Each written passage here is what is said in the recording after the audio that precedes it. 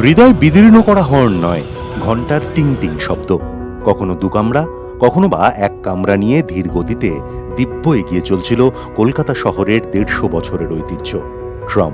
পুরনো কলকাতার ছবি আর্কাইভ ঘেঁটে বের করলে শহরের একদা লাইফলাইন এই ট্রামের ছবি মিলিবেই। বলিউড টলিউডের তারকাদেরও প্রচার সঙ্গী এই ট্রাম। কালের নিয়মে গড়ন বদলেছে, ধরন পাল্টেছে।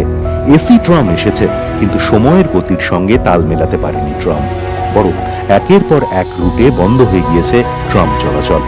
এই মুহূর্তে মাত্র ৩টি রুটে যাত্রীরা ট্রাম পরিষেবা পান।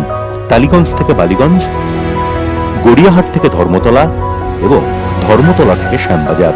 তাও রাস্তা মেরামতির কাজের জন্য থমকে আছে টালিগঞ্জ থেকে বালিগঞ্জ রুটে ট্রাম চলাচল।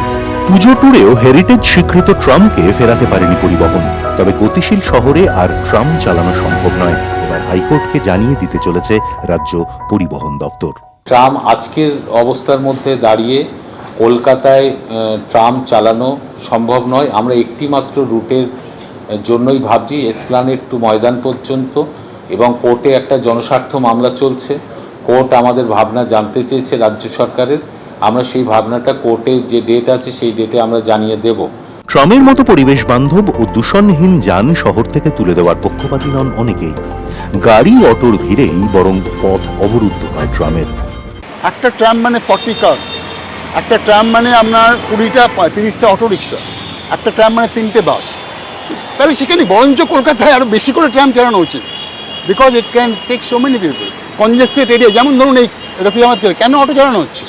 ট্রাম চালানো প্রতি 10 মিনিট একটা চালানো, লোকে ভরে যাবে, মানে প্রচুর পয়সা ইনকাম করবে ট্রাম কোম্পানি। কলেজ স্ট্রিটে কেন অন্য গাড়ি চলবে? শুধু চলুক, ট্রামটা খুব পপুলার রোড ওটা।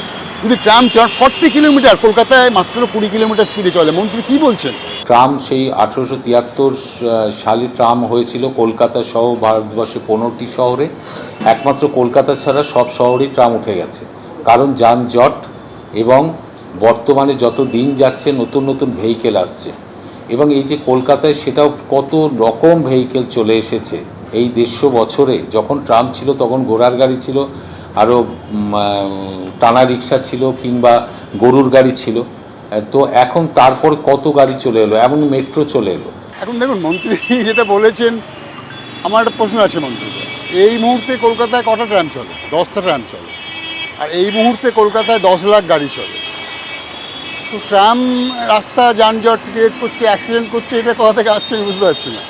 Just imagine between 10 and 10 lakhs। So মন্ত্রীর এই যুক্তিটা তো কোনো মানে বেস্ট পয়েন্ট আমি দেখছি না। জনসংখ্যা বাড়ার সঙ্গে সঙ্গে ছোট ছোট ভেহিকেলের সংখ্যাও বেড়েছে। এই অবস্থায় রাস্তার মাঝখান থেকে ট্রামের চলা এটা আজকের দিনে সম্ভব নয়। কেন সম্ভব নয়? তার কারণ হচ্ছে যে কলকাতার ট্রাফিক পুলিশ অত্যন্ত দক্ষতার সঙ্গে কলকাতাকে যানজট মুক্ত শহর হিসেবে গড়ে তুলতে পেরেছে। Tram can run in 40 kilometre per speed. Tram কী করে চলবে? ট্রামের সামনে আমি যদি অন্য গাড়ি দাঁড়িয়ে থাকে, ট্রাম তো নিজের রাস্তা দিয়ে চলে। অন্য দেশে বিদেশে ট্রামকে ওভারটেক করলে ফাইন দিতে হবে। ওই ধরনের রুলস করতে হবে, আমাদের স্পেশাল স্টপেজ তৈরি করতে হবে। আর এর প্রবলেম আমাদের এখানে আছে, যেহেতু মানে রিজার্ভেশনের ফলে রিজার্ভেশন হওয়ার পরে মাঝখানে চলে গেছে। মেক স্পেশাল স্টপেজ, যেমন পাকসাকাশের মোড়ে, গড়িয়াহাটের মোড়ে ইজিলি করা যায়। মেলবোর্নে আছে, সারা পৃথিবীর দেশে, সারা পৃথিবীতে মাঝখানেই চলে ট্রাম। একটাই রুট, তাও সামান্য রাস্তা, তাই বার কদিন।